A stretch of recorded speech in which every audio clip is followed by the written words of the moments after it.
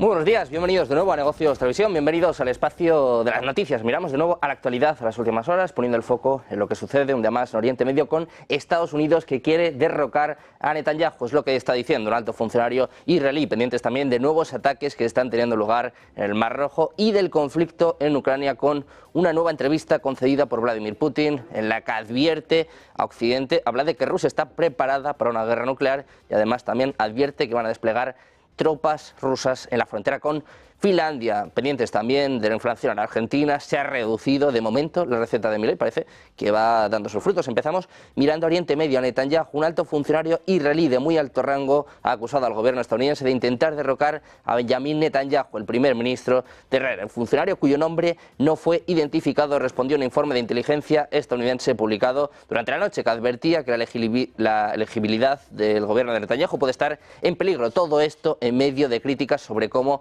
ha gestionado la guerra en Gaza. Dice: quienes eligen al primer ministro de Israel son ciudadanos de Israel y nadie más. Es lo que decía este funcionario en un comunicado emitido a los medios israelíes. Dice: Israel no es un protectorado de Estados Unidos, sino un país independiente y democrático. Esperamos que nuestros amigos actúen para derrocar al régimen terrorista de Hamas y no al gobierno electo en Israel. El informe estadounidense sobre Israel decía que la desconfianza en la capacidad de Netanyahu para gobernar se ha profundizado y ampliado entre el público desde sus niveles ya altos antes de la guerra. Dice: esperamos grandes protestas exigiendo su renuncia y nuevas elecciones. Un gobierno diferente y más moderado es una opción. Es lo que aducía, lo que hablaba un informe de la CIA publicado el pasado lunes. Por su parte, la emisora Canal 12 dijo que la declaración procedía de la fuente política de Israel de mayor rango que puedas imaginar, y además agregaba que este informe de la agencia de inteligencia estadounidense ha enfurecido a Netanyahu.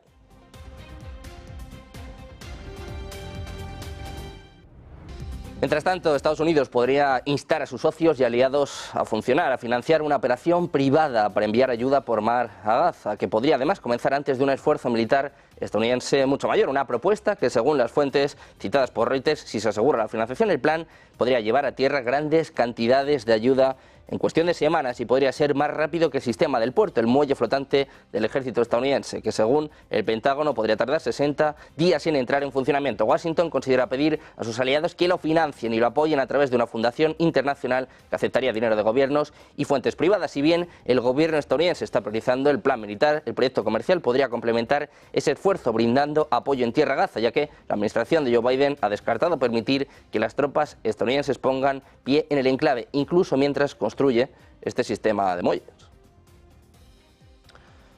Miramos ahora al ejército alemán. Va a participar en el lanzamiento aéreo de ayuda humanitaria a Gaza junto con otros países, entre ellos Jordania. Es lo que ha anunciado este miércoles el ministro de Defensa alemán, Boris Pistorius, que podría comenzar, dice, ya a finales de esta semana. La Bundeswehr pone a disposición 2 aviones de transporte militar Hércules C-130J, cada uno de los cuales puede transportar hasta 18 toneladas de víveres. Berlín ha subrayado en los últimos días que la prioridad sigue siendo aumentar la ayuda humanitaria por tierra, ya que es la forma más sencilla de hacer llegar esta ayuda.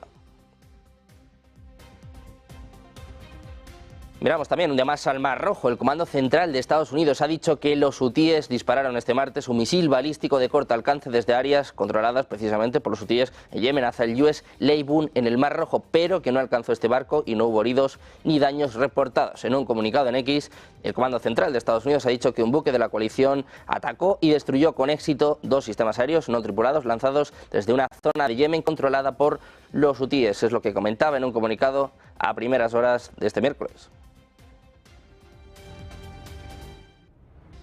Hablamos también de Estados Unidos, donde no hay sorpresas. Por fin ya tenemos la confirmación oficial. Biden tendrá que luchar por mantener su asiento en el despacho Oval con Donald Trump. Ambos han logrado la nominación y el demócrata y el republicano van a volver a enfrentarse en una batalla que supondrá la primera revancha en casi 70 años. El presidente necesitaba 1.968 delegados para conseguir su nominación y ha superado esta cifra este martes por la noche, cuando comenzaron a llegar los resultados de las primarias de distintos estados como Georgia y los de los demócratas extranjeros. Biden lanzaba un comunicado y advertía de una campaña de resentimiento y venganza y presentaba al propio Trump como una amenaza para la idea misma de Estados Unidos. Prometía de nuevo hacer cosas como nadie había visto antes. En concreto, hablaba de cierre de fronteras y hacer que la economía de su nación sea la mejor de la historia. El último enfrentamiento presidencial repetido tuvo lugar en 1956, cuando el presidente republicano Dwight Eisenhower derrotó al exgobernador de Illinois, Adlai Stevenson, un demócrata, por segunda vez.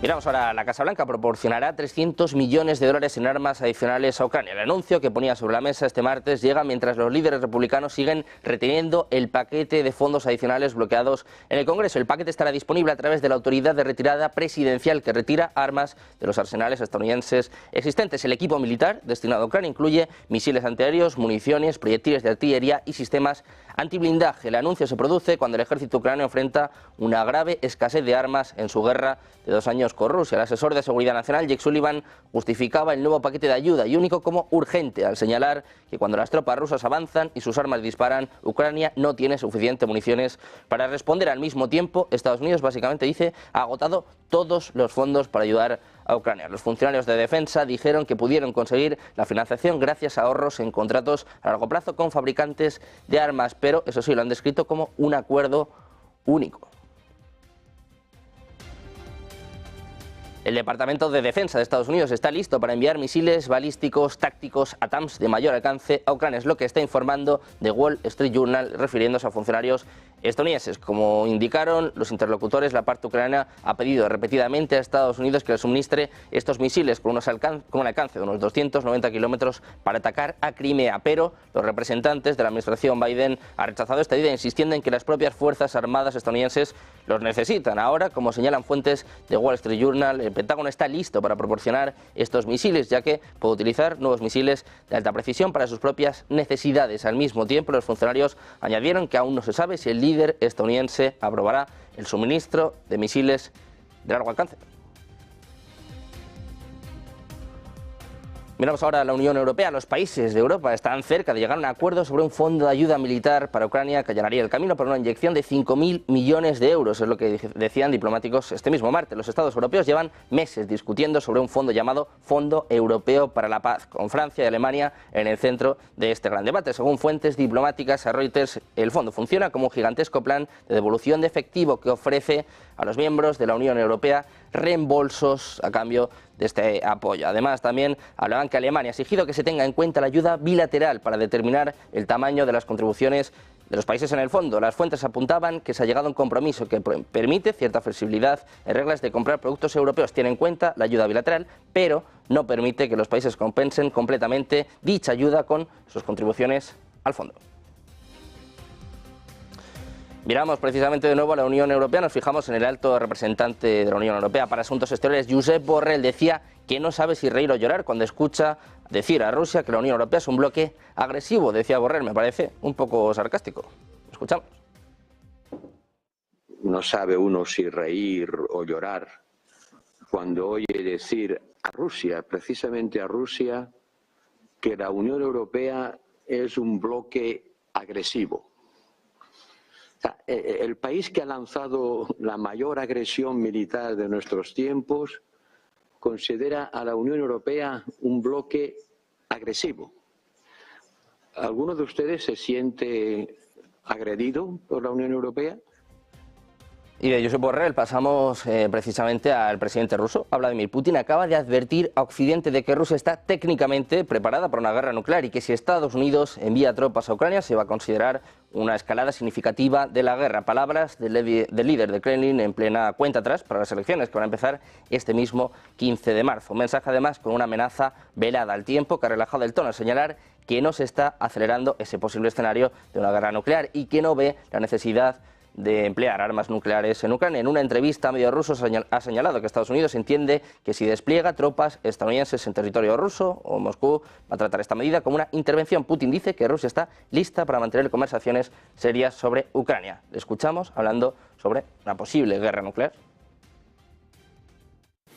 С военно-технической точки зрения мы, конечно, готовы. Они у нас постоянно находятся в состоянии боевой готовности.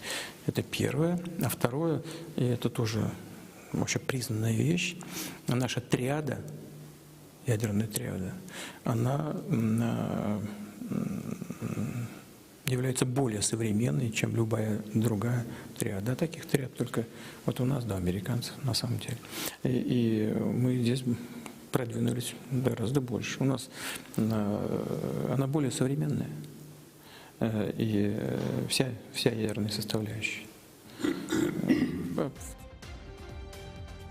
Seguimos pendientes de palabras del presidente ruso en esta entrevista, la mayor entrevista que ha concedido desde la que concedió precisamente al propio Tucker Carlson hace apenas un mes. Advertía a Estados Unidos, decía, si las tropas estadounidenses llegan a Ucrania, Rusia las va a tratar como invasoras. Es lo que ha advertido el presidente ruso en una entrevista con Dmitry Kiselyov. Dice, Estados Unidos anunció que no va a enviar tropas. Sabemos lo que son las tropas estadounidenses en territorio ruso, son invasoras y así las trataremos incluso si aparecen en el territorio de Ucrania. Es lo que añadía el propio Putin, que eso sí, abría la puerta a conversaciones de nuevo en torno a Ucrania.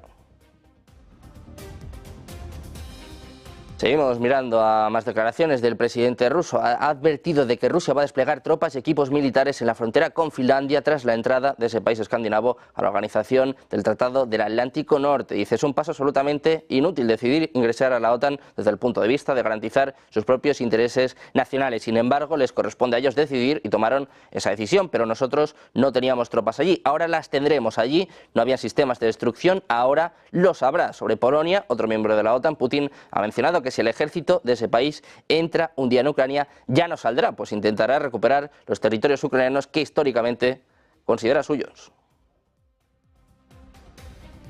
Miramos de nuevo a más ataques que tuvieron lugar en el día de ayer, ataques masivos, hablaban muchos medios, ataques hasta 10 localidades rusas, pues ojo porque también ha hablado sobre esto el presidente ruso, ha afirmado que los ataques ucranianos contra el territorio ruso buscan interferir en el desarrollo de las elecciones presidenciales que tendrán lugar en el país los próximos 15, 16 y 17 de marzo, en la que él aspira a la reelección para un quinto mandato. El jefe del Kremlin ha indicado que los recientes ataques contra distintas regiones de Rusia tienen como trasfondo los fracasos de Ucrania en el frente, por lo que Kiev necesita exhibir algo. Es lo que decía en una entrevista con la televisión estatal Rosia 1. Sin embargo, dice Putin, el objetivo principal, no tengo ninguna duda, es sino perturbar las elecciones presidenciales en Rusia, al menos interferir de alguna manera en el proceso normal de expresión de la voluntad de los ciudadanos. Y del presidente ruso pasamos al presidente ucraniano, Volodymyr Zelensky, que ha recogido el guante de Emmanuel Macron. Como saben, hace semanas hablaba de la opción de enviar tropas a Ucrania, pues parece que le ha hecho bastante gracia a Zelensky. El presidente ucraniano ha recogido este guante lanzado hace unos días, después del revuelo causado por las palabras de Emmanuel Macron, con muchos aliados, con Alemania, con Estados Unidos, con España, con Reino Unido, descartando el envío de tropas a Ucrania. Ahora se hace eco de esta cuestión el propio Volodymyr Zelensky. Dice además pues que el posible destacamento internacional de ayuda a Ucrania se dedicaría a tareas logísticas y de entrenamiento, y que además Zelensky argumenta que el entrenamiento de sus tropas en el extranjero tiene la desventaja de que cuando regresan los soldados tienen que recibir un nuevo entrenamiento de adaptación al territorio ucraniano. Ha apoyado esta posible medida de Emmanuel Macron, una medida que, por cierto, se va a debatir en los próximos días en Francia con una rueda de prensa que va a emitir el propio presidente francés. En las próximas horas, pendientes de más noticias, de más actualidad, pendientes de los movimientos por parte de la OTAN, de la economía argentina, que se ha ralentizado, la inflación se ha ralentizado en los últimos días, en los últimos meses. Vamos a hacer una pausa, unos minutos, y enseguida se lo contamos en Negocios Televisión.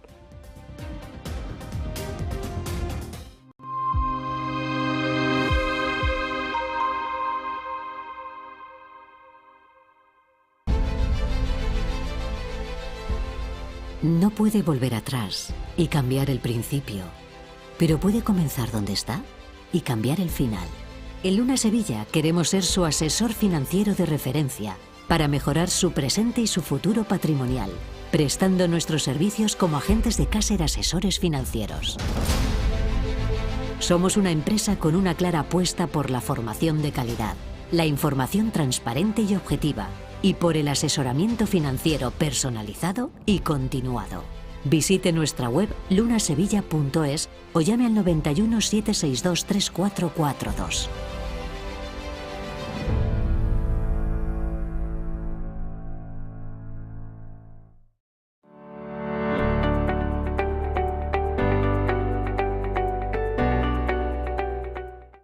La renta variable de Estados Unidos cotiza a múltiplos cada vez más elevados.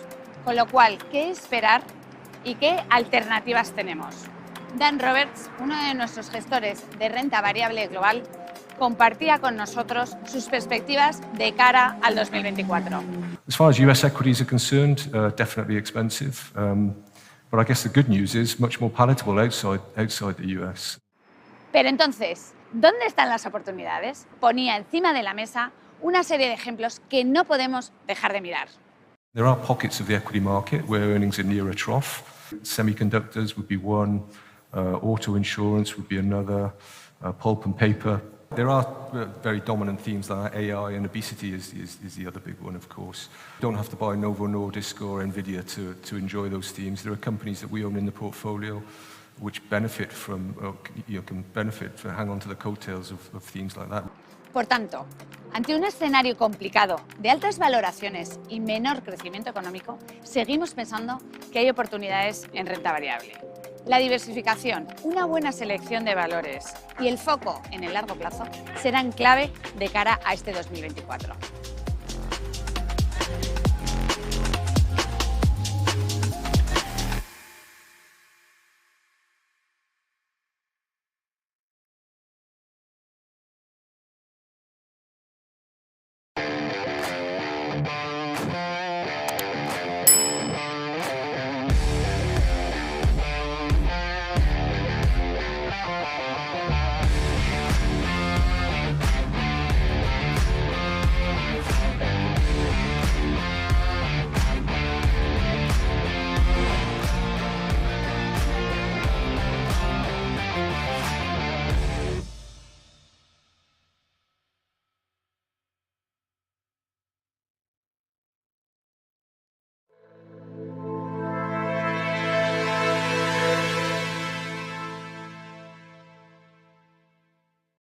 Ya estamos de vuelta en Negocios Televisión, seguimos pendientes de la actualidad de las últimas horas y miramos ahora precisamente a todo lo que sucede en el entorno de la OTAN. Como saben, Suecia ha sido el 32º país en entrar en la alianza y hay declaraciones del ministro de Exteriores sueco. Estaba hablando de que están fortaleciendo su defensa y duplicando el presupuesto precisamente en esta materia. Dice además que Suecia ya cumple con el estándar de la OTAN del 2% del PIB de defensa. Dice, hemos estado preparados sinceramente para esta tarea durante mucho tiempo. Escuchamos a Ulf Kristersson. We are strengthening our defense and we are doubling the defense budget. From now on, Sweden meets the NATO standard of 2% of GDP to defense spendings. We have been prepared, honestly, for this task. Los líderes de Polonia, Alemania y Francia se reunirán este viernes en Berlín para una cumbre de emergencia sobre Ucrania. Es lo que ha anunciado el primer ministro polaco Donald Tusk. Decía, este viernes estaré en Berlín con el presidente francés Emmanuel Macron y el canciller alemán Olaf Scholz para hablar de la situación. Es lo que apuntaba en una entrevista con la emisora pública TVP Info, transmitida este martes por la noche. Dice, en mi opinión, estas tres capitales tienen la tarea y el poder de movilizar a toda Europa para facilitar nueva ayuda a Ucrania.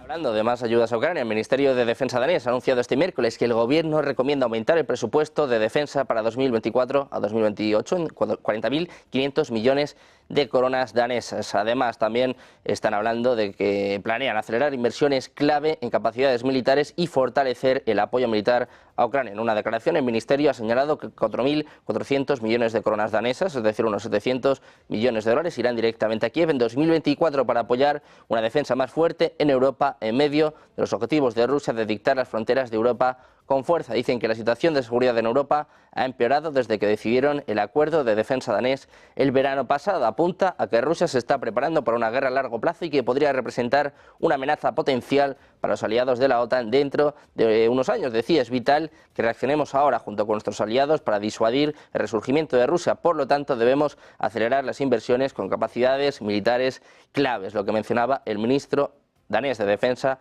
Troels Lund.